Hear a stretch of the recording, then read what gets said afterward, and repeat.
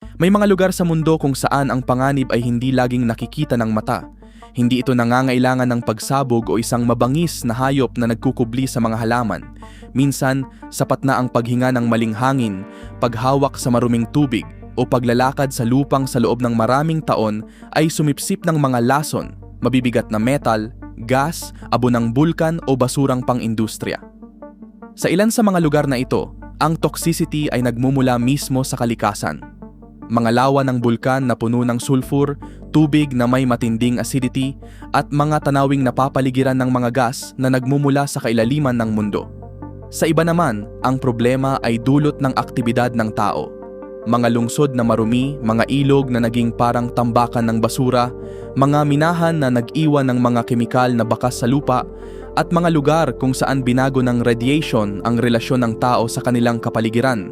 Maghanda dahil pupuntahan natin ang 10 pinakanakakalason na lugar sa mundo. Pero bago tayo magsimula, kung bago ka pa lamang sa aming channel, i-click muna ang subscribe button at paki-on na rin ng notification bell para naman lagi kang updated sa mga bago pa naming video. Lake Telaga Warna, Indonesia. Sa kabundukan ng Dieng sa isla ng Java, matatagpuan ang isang lawa na sa unang tingin ay mas mukhang maganda kaysa mapanganib. Tinatawag itong Telaga Warna, na sa Indonesia ay nangangahulugang lawa ng mga kulay. Depende sa liwanag, oras ng araw at concentration ng mga mineral, ang tubig nito ay maaaring magmukhang berde, asul, yellow o maging maputi na para bang unti-unting nagbabago ang tanawin sa harap mismo ng iyong mga mata. Pero ang kulay na iyon ay hindi simpleng ilusyon lamang. Ang Telaga Warna ay bahagi ng Dieng Volcanic Complex, isang lugar kung saan nananatiling aktibo ang aktibidad sa ilalim ng lupa. Naiipon sa lawa ang mga sulfur compound, mga gas mula sa bulkan, at mga mineral na natunaw sa tubig na siyang nagpapabago sa itsura nito. Ang pH nito ay nasa humigit kumulang 3, bagamat nagbabago ito depende sa panahon. Hindi ito ang pinakamaasim na lawa sa planeta, pero isa ito sa pinakamalinaw na halimbawa kung paano maaaring magtago ang isang magandang tanawin ng mapanganib na chemistry.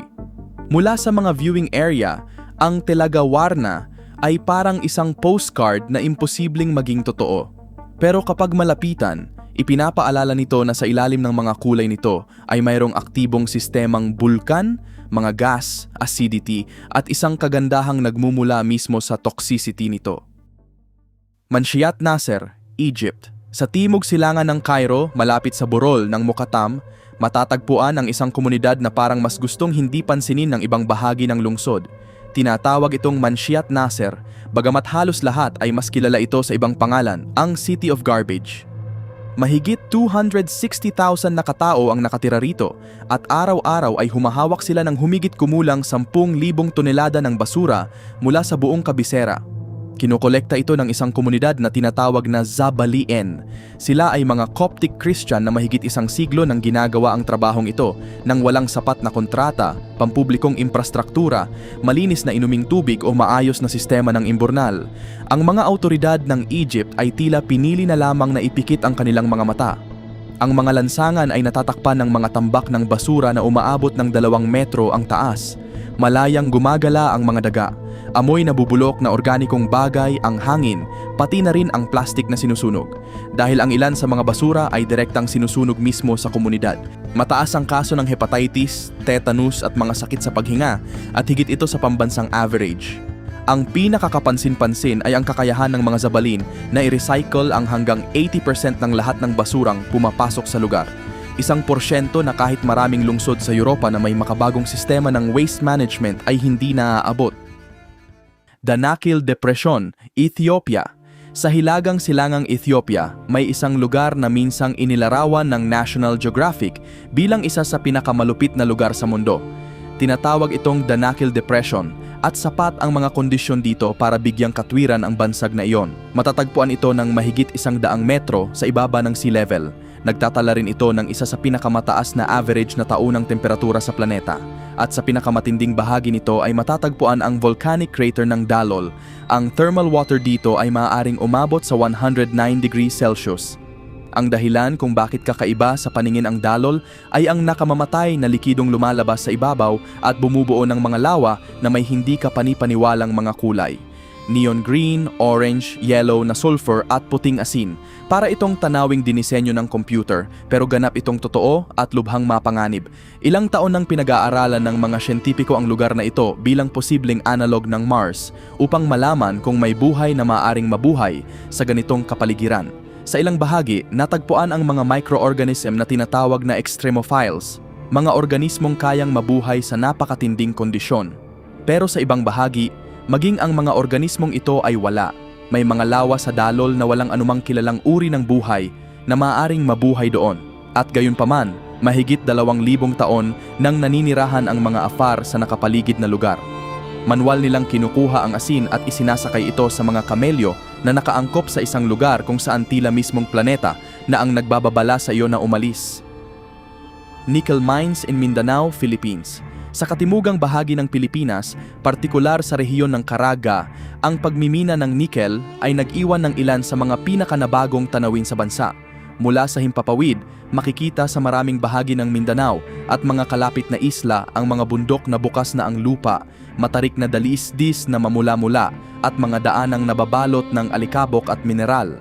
Ang kulay na iyon ay nagmumula sa laterite, isang uri ng lupa na mayaman sa nickel at iron at kinukuha sa open pit mines. Para dito, kailangang alisin muna ang mga halaman at ang ibabaw na bahagi ng lupa. Dito nagsisimula ang problema kapag dumating ang malalakas na pag-ulan. Sa isang mahalumigmig na rehiyon na madalas makaranas ng mga bagyo at may matarik na dalisdis, maaaring tangayin ng tubig ang lupang inalis mula sa minahan patungo sa mga ilog, sakahan, bakawan at mga coastal area. Ang pinakanakakabahala ay ang malaking contrast. Ang nickel ay itinuturing na mahalagang mineral para sa mga baterya, electric vehicle at mga teknolohiyang ginagamit sa energy transition. Pero sa mga lugar tulad ng Mindanao, ang pandaigdigang pangangailangan para rito ay maaaring mga hulugan ng mga kagubatang pinutol, mga ilog na binago, mga ilog na puno ng sediment at mga komunidad na kailangang pasanin ang hindi nakikitang gastos ng isang industriyang nakikita lamang ng ibang bahagi ng mundo kapag ang metal ay nasa loob na ng isang device. Ganges River, India. Ang Ganges River ay hindi lamang isang maruming ilog. Isa rin ito sa mga pinakasagradong lugar sa India, isang ilog na iginagalang ng milyon-milyong tao at kasabay nito ay isa sa mga ilog na pinakamalaking nakararanas ng pressure sa planeta. Nagmumula sa Himalayas ang ilog at dumadaloy sa napakalalaking lungsod, mga agricultural zone, industrial area, at mga sentrong panrelihiyon kung saan bahagi ng pang-araw-araw na buhay ang tubig. Ginagamit ito sa pagligo, pagdarasal, paglalaba, transportasyon, paglulubog ng abo ng mga yumao at pagbibigay ng supply sa buong komunidad. Ang pagsasama-sama ng debosyon, napakaraming tao at industriya ang nagpapaliwanag sa malaking bahagi ng problema.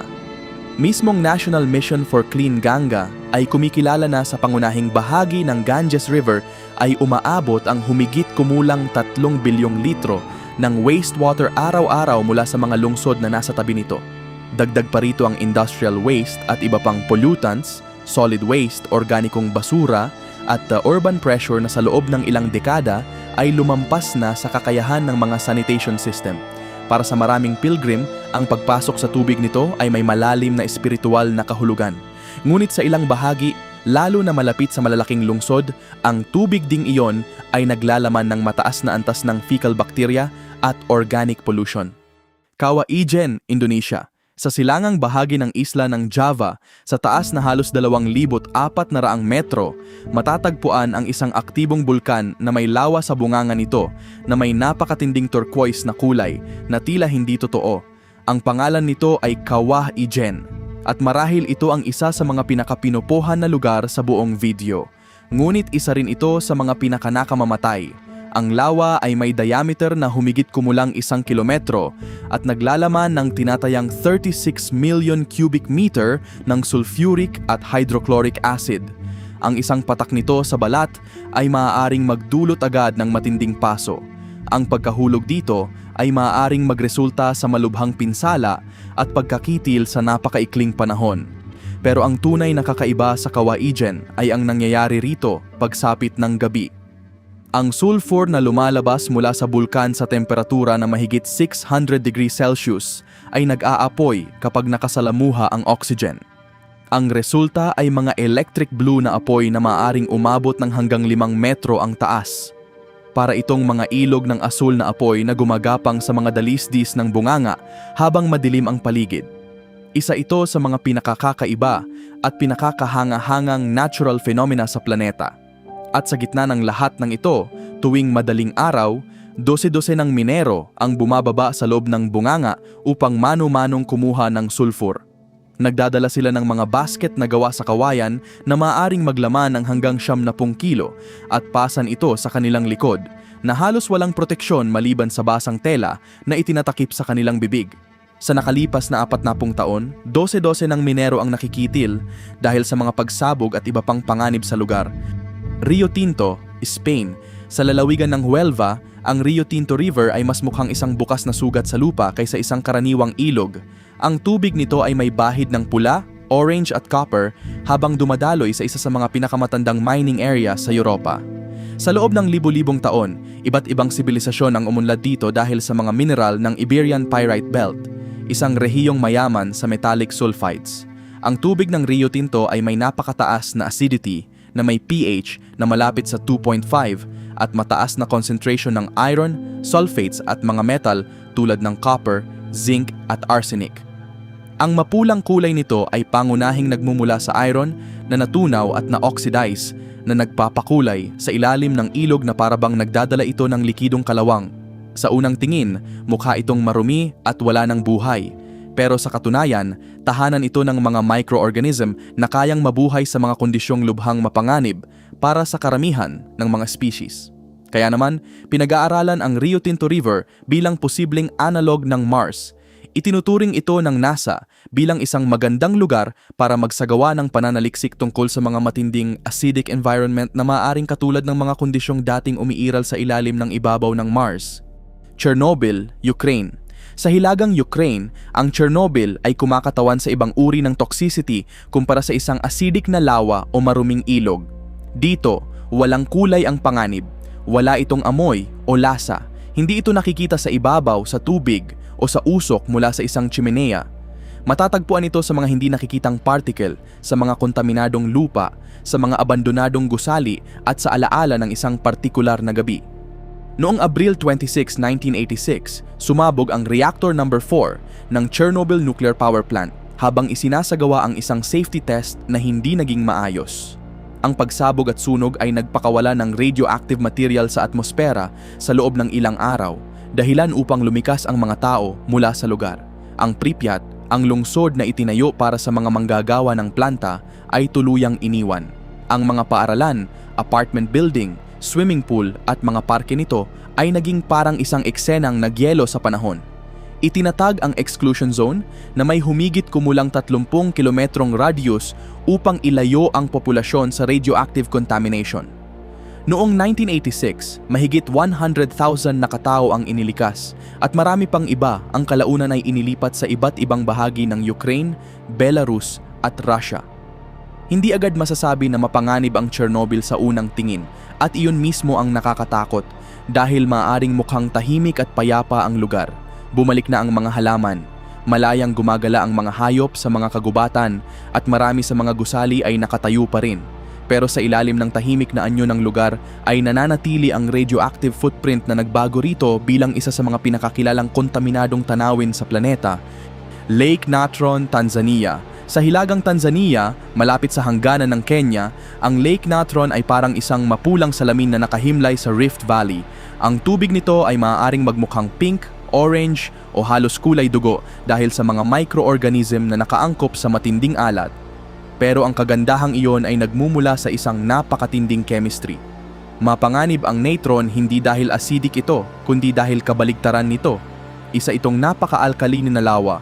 Dahil sa evaporation, naiipon ang mga asin tulad ng sodium carbonate na kilala rin bilang natron at itinataas nito ang pH sa antas na umaabot sa halos 10.5.